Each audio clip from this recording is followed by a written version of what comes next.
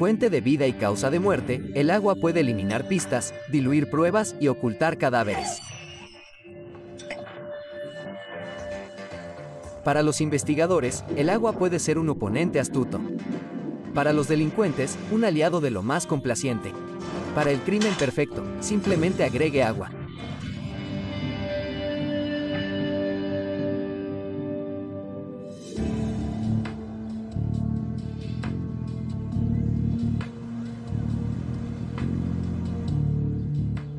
Innisfil, Ontario, es una comunidad dormitorio a 70 kilómetros al norte de Toronto, una tranquila ciudad recreativa a orillas del lago Simcoe.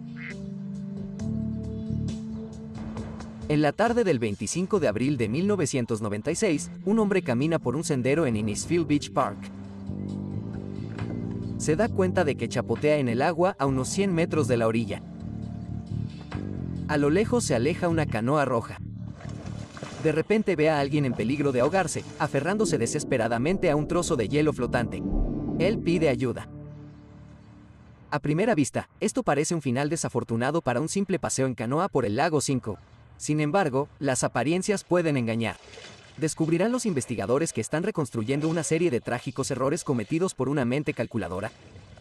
Es inusual tener a alguien en el lago en esa época del año en la que el hielo todavía está tan cerca de la orilla. 15 minutos después de recibir la llamada al 911, Innisfil Fire Rescue llega a Alcona Park. Su bote de rescate todavía está almacenado para el invierno, por lo que los paramédicos deben llegar a la víctima en un bote de remos.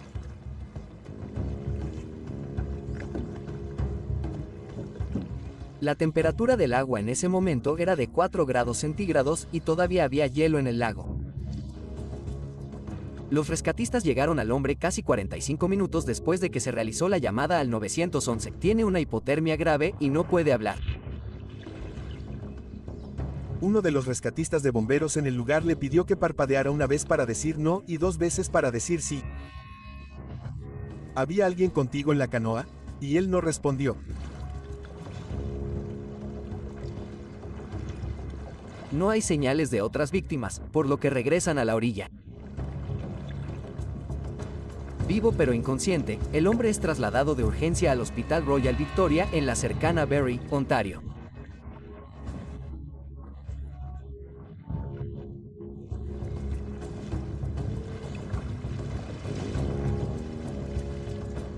Los rescatistas identifican a la víctima como Winston Malcolm y encuentran su dirección. El equipo de rescate de bomberos informa a la policía de Innisfil el nombre de la víctima y los pocos detalles que tienen del incidente. Luego, los oficiales visitan la casa del señor Malcolm para notificar a los familiares. Fueron a la residencia para notificar a Jan que Winston había estado en esta situación. Ella no estaba en casa y eso le causó cierta preocupación. Varias horas después, Winston comienza a recuperar el conocimiento en el hospital. En un estado delirante, llama a su esposa, Jan Marshall. Le pregunta a la enfermera si Jan está vivo. Al saber que trajeron a Winston solo, la enfermera contacta inmediatamente a la policía. Indicó que él y su esposa salieron a dar un paseo en canoa solo para practicar sus habilidades y que su esposa estaba recostada en el fondo de la canoa porque tenía frío. Estaba cubierta con un saco de dormir y remaban de un lado a otro. Y en un momento, quedaron atrapados en un trozo de hielo. Ambos intentaron liberarse mediante el uso de los remos, empujándose sobre el témpano de hielo, momento en el que la canoa volcó, arrojándolos a ambos al agua. La policía ya sabe que no había nadie en la casa del señor Malcolm. Temen que Jan Marshall todavía esté en el lago. Esa misma noche, la policía y los bomberos regresan para buscar en el lago Simcoe. Escanean el agua y la costa en Alcona Beach Park, donde encontraron a Winston. No hay señales de Jan Marshall. Cae la noche y la búsqueda se suspende hasta la mañana. Era un caso de persona desaparecida. ¿Había llegado a la orilla? ¿Estaba en algún lugar de la costa? ¿Había sucumbido al agua y se había ahogado? No tenían idea. A la mañana siguiente, el 26 de abril, el inspector detective Ron Gentle coordina un equipo de recuperación. Llama a la unidad de buceo de la Policía Provincial de Ontario para comenzar a buscar el cuerpo de Jan Marshall. En ese momento, estaba aproximadamente a 4 horas de distancia, por lo que me tomó una buena parte del día hacer las maletas y responder a la llamada. El sargento detective Tom McDonald envía agentes para que asistan al lugar e interroguen a los testigos. Tuvimos varios testigos desde la orilla que vieron al caballero en la canoa. A partir de las 11 de la mañana aproximadamente fue observado y durante todo el día, hasta el momento en que la canoa volcó, aproximadamente a las 3:30 de la mañana de la tarde. Parecía que el piragüista estaba remando arriba y abajo sobre el hielo. Y a medida que se alejaba lentamente, siguió remando arriba y abajo, adentrándose en aguas cada vez más profundas a medida que el témpano de hielo se alejaba. Ninguno de los testigos, y creo que fueron 6 o 7 que observaban de vez en cuando desde la orilla, vieron la canoa en el hielo, vieron la canoa en peligro. Lo vieron a él y solo a él. Nunca vieron a Jan. Pensaron que solo había una persona en la canoa. Las sospechas surgen cuando la esperanza de encontrar a Jan Marshall con vida comienza a desvanecerse. Viva o muerta, es necesario encontrarla para que la investigación pueda continuar. Nos dijeron que nuestro inspector asistiría a la escena porque había cierta sospecha de juego sucio. Simplemente una acumulación de la época del año, estar en una canoa con el hielo todavía en el agua y las banderas levantadas. Así que creo que fue entonces cuando pensamos por primera vez que íbamos a ser un poco más prudentes con la recolección de pruebas sobre este caso. Nos dieron una ubicación de destino principal y salimos y la buscamos. El equipo de buceo parte desde el muelle público de Alcona Beach. El área de búsqueda inicial es de 100 por 150 metros y la temperatura del agua es de 4 grados centígrados. Los buzos utilizan una técnica llamada trineo, que les permite buscar muy rápidamente en una gran zona del gélido lago. Nos sumergimos en parejas. Entonces, básicamente, 2 tablas de deslizamiento, un buzo en cada tabla, arrastrados mientras el barco abre camino. Está sujeto con una cuerda a la parte trasera del barco. Y los buzos pueden manipular la tabla, inclinarla hacia arriba si quieren subir, inclinarla hacia abajo, hacia los lados. La versatilidad de la tabla, puedes hacer lo que quieras, comunícate con el operador del barco si quieres acelerar, reducir la velocidad, y cubrimos un área tan grande usando los trineos.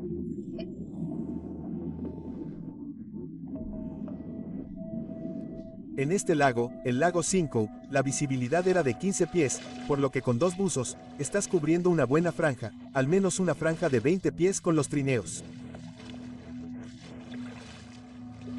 Los buzos regresan con las manos vacías. El hielo se acercaría más a la costa algunos días y el viento lo alejaría más, por lo que no teníamos un área de búsqueda específica, así que hicimos lo mejor que pudimos con la información que teníamos en ese momento. Hay muy pocos puntos de referencia cuando miras al agua. No puedes decir, está justo al lado de ese poste telefónico, está a 300 yardas, y si avanzas un par de grados en esa dirección, podrías estar hablando de cientos de pies. Hay tiempo suficiente para una inmersión más antes de que la oscuridad obligue al equipo a detenerse. ¿Encontrarán el cuerpo de Jan Marshall? En abril de 1996, un hombre es rescatado del lago Simcoe, Ontario. Su canoa se había volcado, dejándolo hipotérmico en las gélidas aguas y sin poder hablar. Varias horas después de ser ingresado en el hospital, informa a una enfermera que su esposa de hecho, Jan, también estaba en la canoa.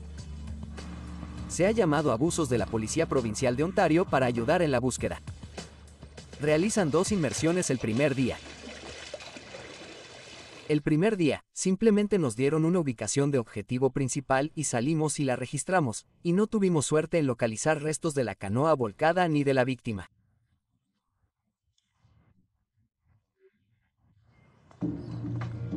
El 27 de abril se reanuda la búsqueda submarina, esta vez de forma más intensa y con una zona de búsqueda ampliada.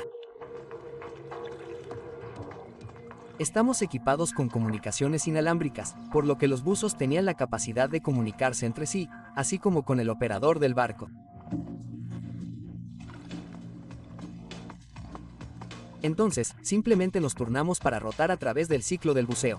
Y las profundidades del agua allí afuera no excedían los 35 pies. No teníamos las herramientas del GPS en ese momento en el 96, así que salimos físicamente y colocamos marcadores. Y el operador del barco tiene un área que mantener.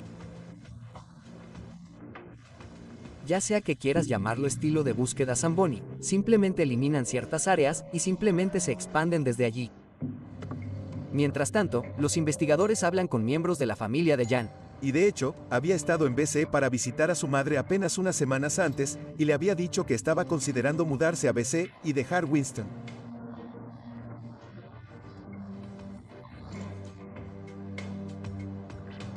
¿Podría sugerir un posible motivo de la desaparición de Jan? Los investigadores buscan más pistas comparando las declaraciones de los testigos con las de Winston Malcolm. La primera declaración de Winston es sobre por qué él y Jan estaban navegando en canoa por el lago helado 5 en esa época del año. La razón que dio para estar en el lago fue que tenía planeado un próximo viaje en canoa al Parque Algonquin para el fin de semana del 2 de mayo. Indicó que él y su esposa salieron a dar un paseo en canoa solo para practicar sus habilidades.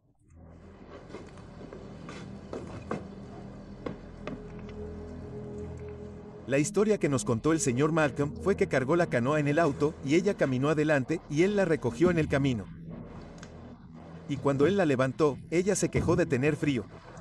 Y él descargó la canoa en el puerto, la puso en el agua, ella se acostó en la canoa y él fue y estacionó el auto. Él regresó y le puso un saco de dormir encima, y luego se impulsó y remó, pero ella no remó en absoluto. Ahora bien, no soy un ávido piragüista, pero soy una persona que está al aire libre y he navegado en canoa, y no puedo imaginarme a alguien acostado en el fondo de una canoa sin aislamiento si tienes frío. Simplemente creo que sería un poco frío. Y su familia pudo decirnos que ella acababa de recuperarse de una neumonía que también sufrió a finales del invierno, por lo que esos dos hechos tampoco tenían mucho sentido para nosotros. Pero ninguno de los testigos vio a Jan en el lugar. ¿Es posible que ella nunca se subiera a la canoa en primer lugar? Los testigos desde la orilla dijeron que la canoa estaba firme en el agua, incluso, mientras que, si tienes un hombre de más de 200 libras y una mujer en la parte trasera de la canoa, porque él la describió acostada en el fondo con la cabeza apoyada en sus rodillas, uno podría pensar que la canoa estaría obviamente inclinada hacia atrás, y nadie lo vio. Así pues, el desplazamiento que describieron los testigos en tierra y la posición de los dos cuerpos en la canoa tal como él la describió, tampoco tenían ningún sentido. Curiosamente, los testigos no vieron realmente volcar la canoa. En dos declaraciones distintas hechas a la policía sobre el accidente, Winston se contradice. Volvió a dar dos versiones. Una fue que se quedaron atrapados en el hielo, que él remó sobre el hielo y le pidió que la ayudara a empujarse y que los dos se empujaron por el mismo lado y la canoa volcó. Y otra versión es que se levantó para remar y de alguna manera desequilibró la canoa. Y así, una vez más, se remonta a sus declaraciones. Ninguno de los testigos, creo que fueron 6 o 7 que observaban de vez en cuando desde la orilla, vieron la canoa en el hielo, vieron la canoa en peligro. Lo vieron a él y solo a él.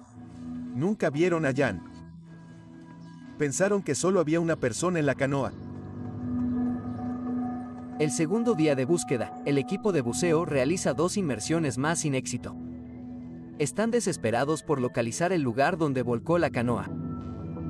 Ese mismo día, Winston sale del hospital. Luego, los oficiales lo visitan para pedirle ayuda para encontrar a Jan.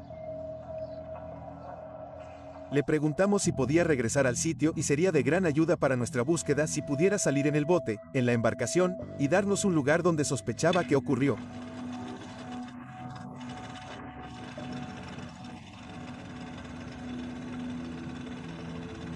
El equipo realiza su tercera y última inmersión del día, pero una vez más las gélidas aguas del lago 5 se niegan a revelar su secreto.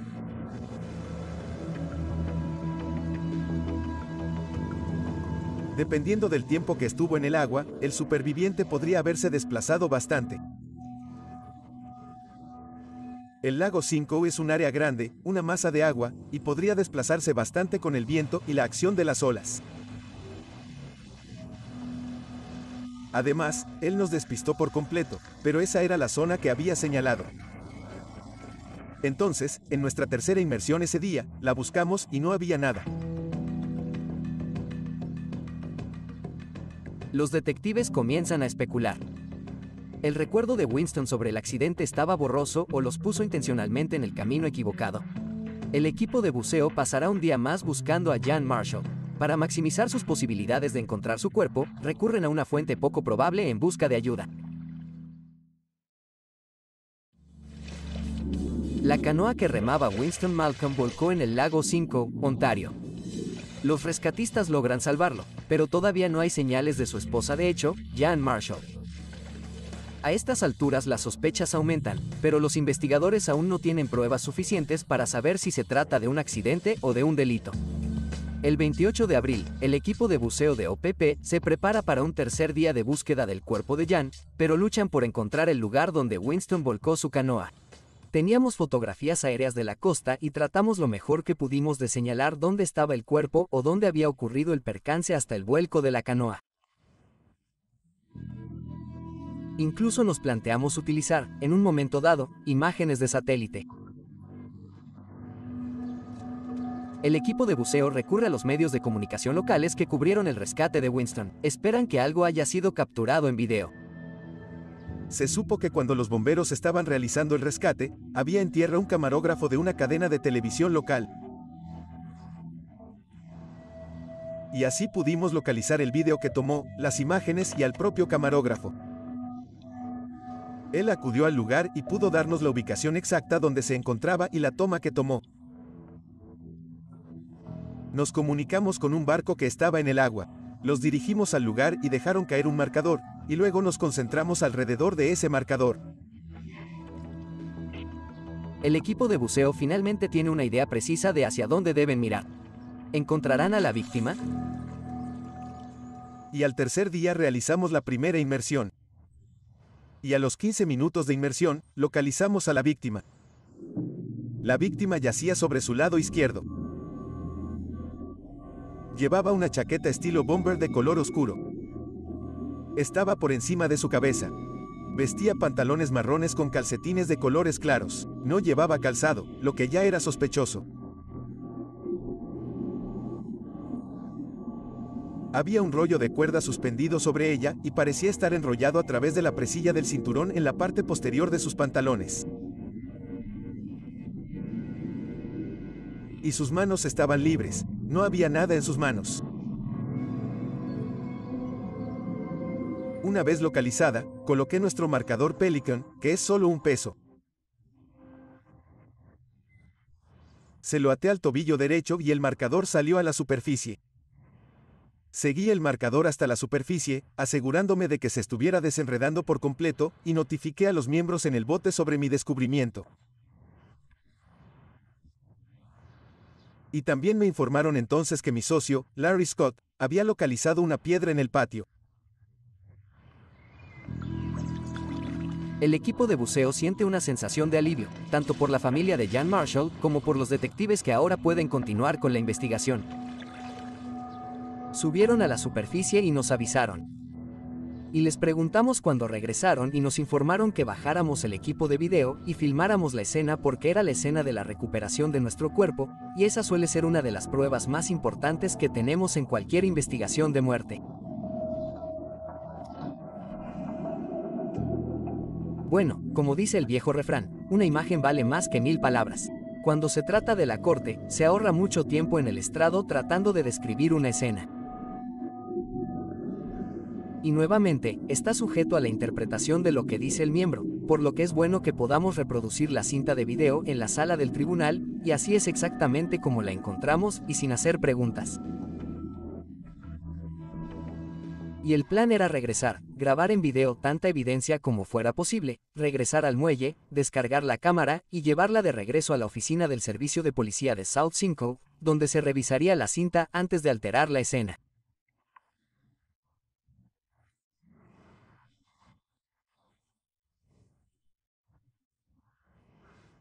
Eso nos permitiría que si hubiera algún área en la que quisieran enfocarse, pudiéramos regresar y todo estuviera intacto. Podemos bajar y grabarlo en vídeo. Además, permitiría que el sedimento de la grabación inicial se asiente. Luego, nosotros, juntos, los investigadores, los buzos y el personal de identificación forense, nos sentamos y miramos el video y elaboramos un plan de acción sobre cómo íbamos a proceder. Entonces, eché un buen vistazo a la escena del agua. Y lo que era único en esto es que el fondo del lago era puramente arena y no había vegetación, no había rocas. Y entonces, de repente, aparece esta piedra del patio. No tenía algas, no hubo acumulación de nada en absoluto. Obviamente parecía fuera de lugar. Hasta que todos estén satisfechos de que la cinta de video ha capturado con precisión la escena, la evidencia permanece intacta. Luego los buzos comienzan la recuperación. La víctima fue retirada desde el fondo a 35 pies de profundidad. Bajamos una jaula, una cesta de jaula Stokes, al lado del cuerpo.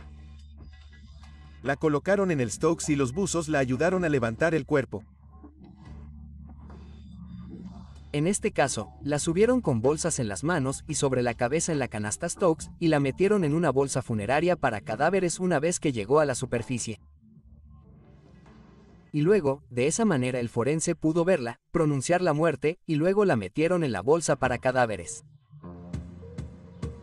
Una vez que el cuerpo está en el barco, el equipo nota signos de trauma en la frente de Jan. ¿Podría haber sido causado por un acto criminal?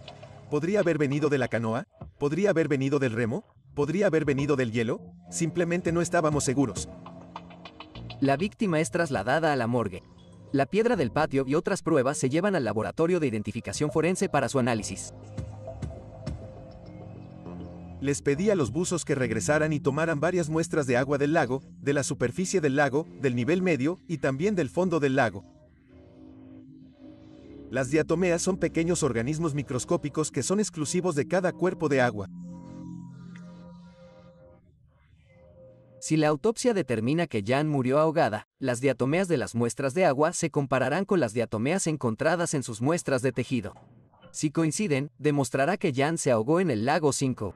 Estos son importantes en las muertes por ahogamiento para ayudarnos a determinar y garantizar que el agua en la que se encuentra el cuerpo sea la misma en la que se ahogó. Al día siguiente, los buzos regresan y graban en video un área más grande alrededor de la escena para asegurarse de que no se pierda nada que pueda usarse como evidencia. Hacen algunos descubrimientos más. Había una mochila estilo excursionista, que era lo suficientemente grande como para acomodar la piedra del patio. Había un zapato femenino. Había una cuerda elástica. Y creo que eso fue todo. Los buzos están satisfechos de haber recuperado todas las pruebas del lago 5. Ahora le toca al equipo de investigación reconstruirlo todo. Hay muchas sospechas sobre las circunstancias de la muerte de Jan Marshall. Las pruebas reunidas apuntan hacia un encubrimiento. ¿Se descubrirá con la autopsia pruebas que conviertan este accidente de canoa en un homicidio?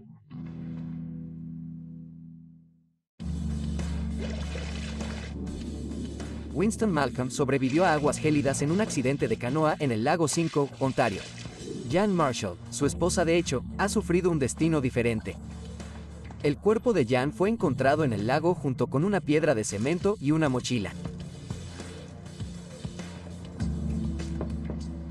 El sargento detective Tom MacDonald es responsable de entregarle la trágica noticia a Winston. La reacción del señor Malcolm es bastante impasible. Preguntó si recuperaron la canoa, si no me equivoco. Creo que eso es lo que preguntó. Cuando los detectives salen de la casa de Winston, algo les llama la atención.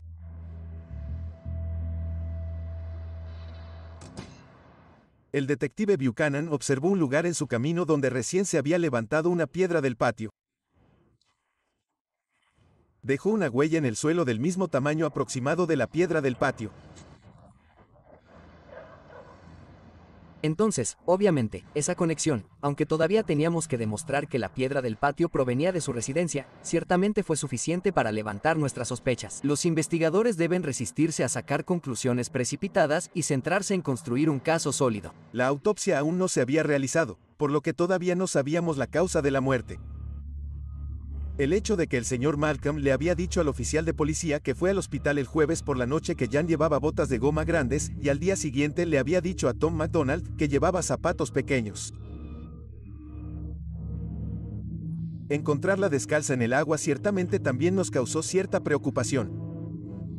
Y, por supuesto, también sabíamos en ese momento que Jan le había dicho a Winston que no estaba feliz y que iba a terminar la relación. Y les dijo a sus familiares que planeaba irse a finales de mayo. A medida que se desarrollaron los acontecimientos, descubrimos bastante rápidamente que la historia que el señor Malcolm había proporcionado se estaba desmoronando. Nada de lo que dijo fue consistente con lo que descubrimos que era la verdad. Los investigadores creen que hay pruebas suficientes para arrestar a Winston. Ahora bien, recuerde, nuestros motivos para arrestar no tienen por qué ser en la medida en que podamos condenarlo en un tribunal, solo tenemos que tener motivos probables razonables para creer que cometió el delito. Y así, podemos arrestarlo con un nivel de pruebas más débil del que necesitaríamos para condenarlo en el tribunal. Creíamos que la habían matado en la casa y transportado desde la casa hasta el lago Simcoe, donde se deshizo de su cuerpo, y que al empujar el cuerpo hacia el otro lado, una canoa no es un recipiente muy estable para colocar algo grande.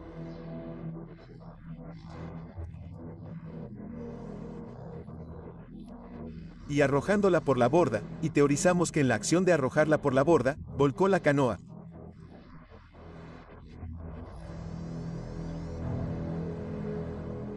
Pero nuestro temor era que el señor Malcolm fuera ciertamente un hombre sabio y supiera que probablemente estamos teorizando lo que había sucedido, y temíamos que destruyera la evidencia.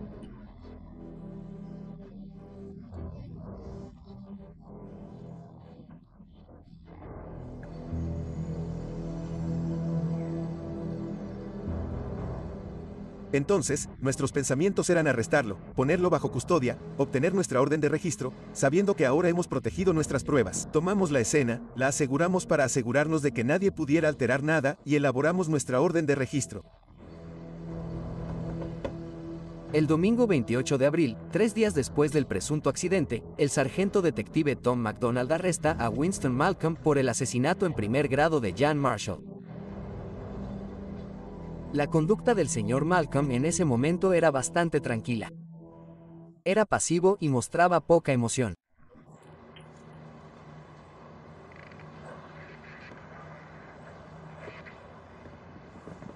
El lunes, el patólogo inicia la autopsia de la víctima. El oficial de identificación forense Scott McLeod está presente. La autopsia se llevó a cabo en Toronto, en el edificio del forense.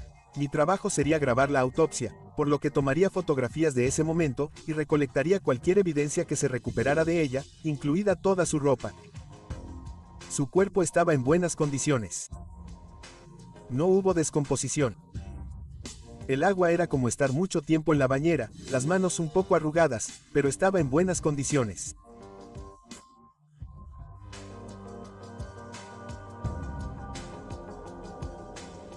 Había signos evidentes de traumatismo y hematomas en la zona del cuello, lo que provocó algunos hematomas en la tráquea y la zona del yoides. La habían estrangulado manualmente, lo que le provocó los hematomas y la hemorragia petequial, estrangulada hasta el punto de quedar inconsciente pero no muerta, y luego el lago terminó el trabajo. El patólogo, el Dr. Sepp, creía que la muerte se debió a ahogamiento, que no estaba muerta cuando entró al agua y que había sufrido una hemorragia petequial en ambos párpados y ojos.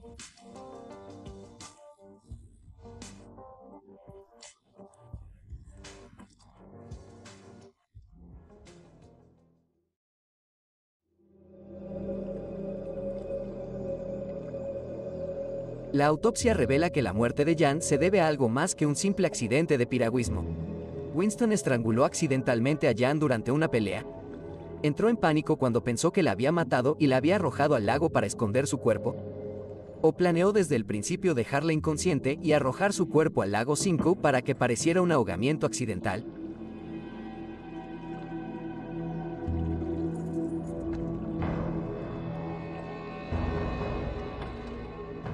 Además de la autopsia estándar, el forense realizó una prueba de diatomeas para indicar en qué masa de agua había muerto Jan.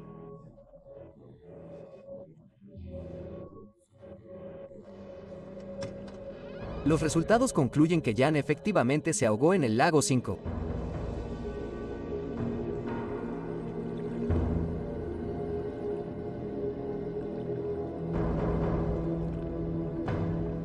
Los hematomas profundos encontrados en su omóplato izquierdo son consistentes con lesiones que podrían haberse producido al arrastrar el cuerpo por los brazos. Los investigadores quieren determinar cuánto tiempo estuvo inconsciente la víctima antes de dar su último aliento bajo la superficie del lago 5. Para determinar cuándo ocurrió la agresión, el forense ordena un escáner cerebral. Si hubiera estado inconsciente durante un periodo prolongado de tiempo, generalmente 6, 8, 9 horas al menos, en algún lugar dentro de ese rango, eso puede mostrarse en esas diapositivas del cerebro, lo que nos daría una indicación de cuánto tiempo puede pasar antes de que el cuerpo fue depositado. Supimos durante 5 horas que ella estaba en esa canoa y probablemente inconsciente. Entonces, ¿cuánto tiempo antes de las 11 de la mañana había tenido lugar el altercado en el que quedó inconsciente? Entonces, eso nos ayudaría a delimitar el momento del evento y nos ayudaría a concentrarnos en reunir evidencia allí. Así que tomó diapositivas del cerebro y las despidió, pero no resultaron concluyentes.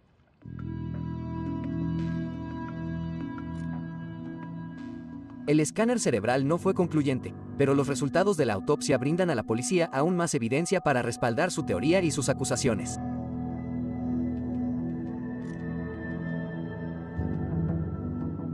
A mediados de los años 90, la ley era muy diferente en aquel entonces. Sin embargo, en una orden de arresto, un oficial de policía puede arrestar a una persona por motivos razonables y probables si ha cometido un delito procesable, lo que ciertamente teníamos en ese momento. Los motivos de búsqueda son mucho más onerosos en el sentido de que tenemos que poder identificar qué delito se ha cometido, dónde puede haber tenido lugar, qué pruebas esperamos encontrar en el lugar que queremos buscar, y tenemos que estar específico.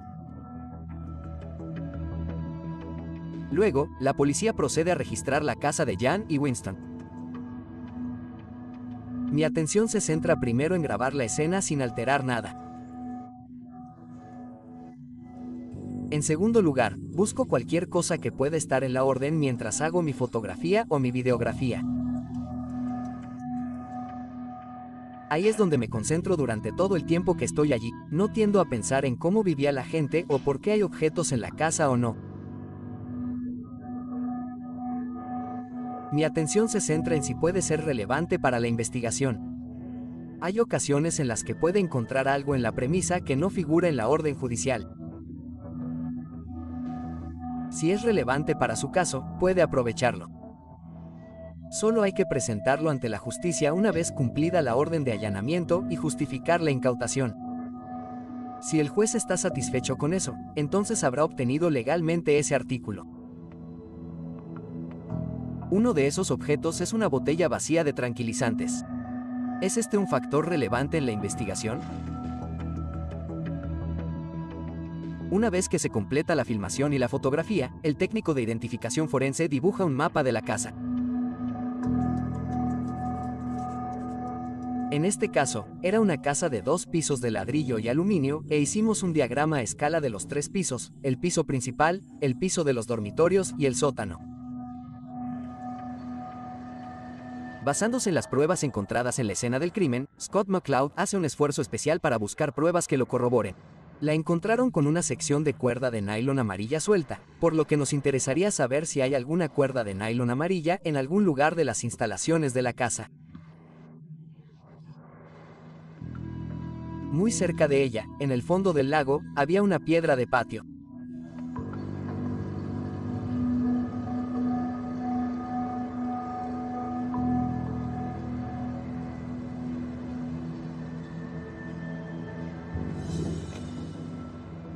Cerca de la parte trasera de la casa, en el último lugar donde debería haber estado una piedra del patio, faltaba una piedra.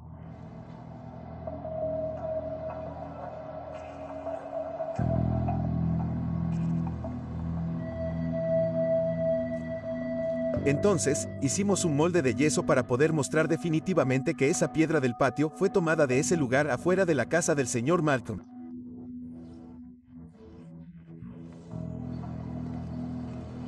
Había un coche. Estaba bastante cerca de las escaleras que conducían a la casa. Después de fotografiarlo, tomamos grabaciones desde el interior del auto. Y lo que es una cinta adhesiva es simplemente tomar cinta adhesiva normal, envolverla alrededor de sus manos y tocar la parte posterior de, por ejemplo, el respaldo del asiento del automóvil. Y luego haremos varios de ellos desde el interior del coche. También tomamos grabaciones del baúl del auto. Una vez hecho esto, tomamos el revestimiento del maletero como prueba. Ambos compartían ese vehículo, por lo que encontrar un pelo en el maletero no habría sido demasiado significativo. Encontrar un cabello roto o con raíz puede haber sido un poco más significativo. Se podría haber puesto un poco más de peso en cuanto a cómo se habría quitado el pelo de la cabeza.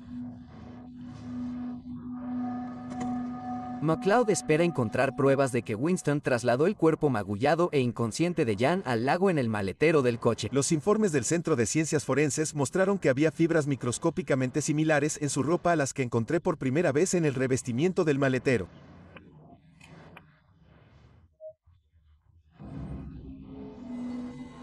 La teoría que funcionaba era que así fue como la transportaron al lago, y por eso cogimos el forro del baúl, para ver si había pelos y fibras que combinaran con su ropa y viceversa.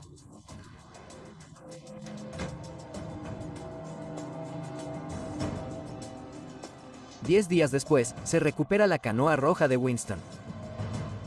Con suerte, revelará más pistas sobre las trágicas circunstancias de la muerte de Jan Marshall.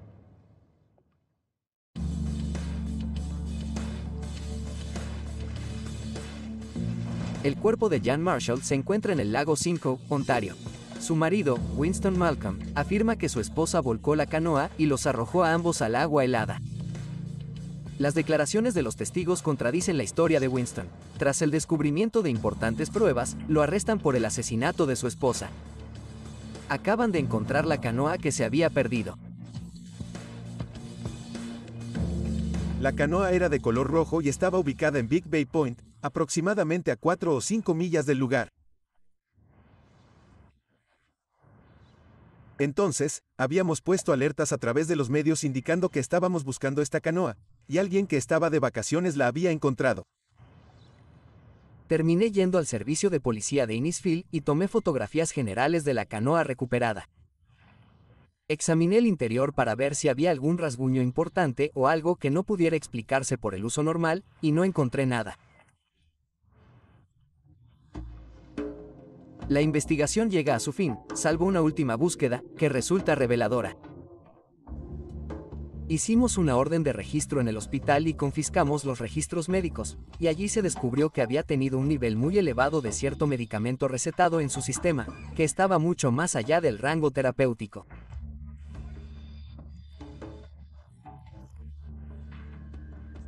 En declaraciones realizadas a su abogado, Winston dijo que había ingerido 30 tabletas de clonazepam en un intento de quitarse la vida. Los investigadores intentan reconstruir la serie de hechos que tuvieron lugar el 25 de abril de 1996. Creemos que pensó que la había matado. Hubo indicios de que luego del acto violento en la casa, tomó una gran cantidad de pastillas recetadas en un intento de quitarse la vida.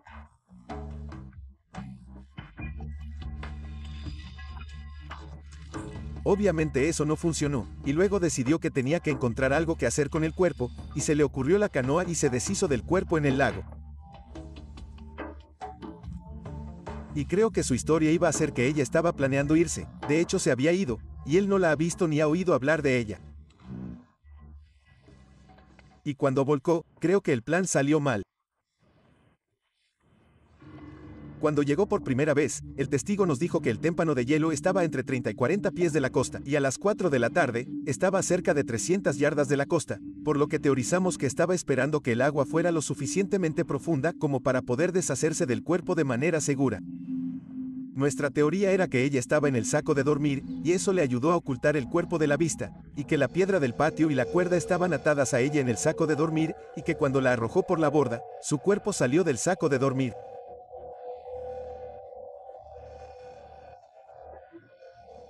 El bolso y el saco de dormir quedaron en la superficie y su cuerpo se hundió hasta el fondo con la piedra.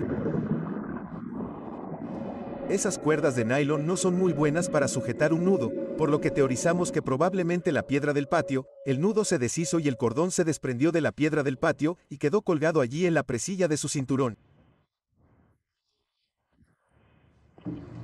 Los investigadores tienen todo lo que necesitan para prepararse para el juicio.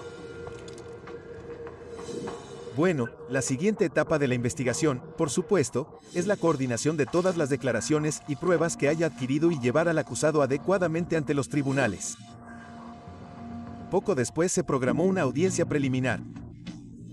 Duró aproximadamente 3 semanas. Le proporcionamos a la corona nuestra investigación y la seguimos adelante. Le explicamos las pruebas que teníamos, los testigos clave. Les dimos una copia de nuestro informe de investigación completo. Y es una especie de forma para que la defensa también vea cuáles son las pruebas. Por supuesto, hacemos una divulgación completa, pero ellos también pueden ver qué tan buenos son los testigos y que la corona también elija y se asegure de que los testigos y las pruebas sean sólidos. Pero le corresponde principalmente al juez determinar que sí, que este es el cargo correcto, que tiene la evidencia que lo respalda y que este juicio es digno de convertirse en un juicio completo. Creíamos que teníamos un buen caso para lograr la condena por asesinato en primer grado, pero obviamente es muy difícil demostrarlo en situaciones como esta. Pero habría tenido que dar explicaciones. Personalmente creo que habría tenido que haber subido al estrado para explicar las declaraciones contradictorias que hizo a los testigos y a la policía. Entonces, creo que habría sido difícil para él superarlo. Winston se declara culpable de asesinato en segundo grado. Su abogado sabe que la fiscalía no puede probar la premeditación, lo cual es esencial para un cargo de asesinato en primer grado. Creímos en ese momento con la información que teníamos que fue planeado y deliberado. Sin embargo, sabemos que las situaciones domésticas desafortunadas a veces pueden salirse de control.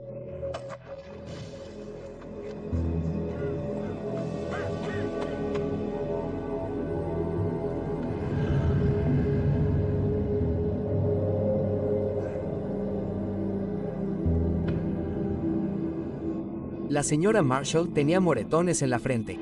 Creemos que la golpearon con algo en la frente. Hay un traumatismo contundente en la frente. El estrangulamiento manual. Había otros moretones en sus codos, por lo que había signos de lucha o signos de violencia, no muy diferentes de una situación doméstica o un altercado físico.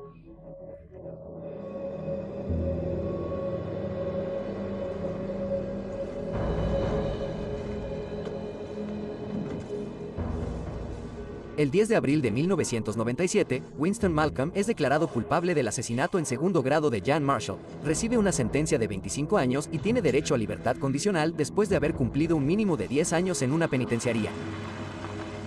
El equipo de investigación está satisfecho con la sentencia. Lamentablemente, el papel que jugó el agua en esta investigación fue un medio para deshacerse de un cuerpo. En última instancia, la causa de la muerte de Jan fue ahogamiento, por lo que jugó un papel muy importante en su fallecimiento.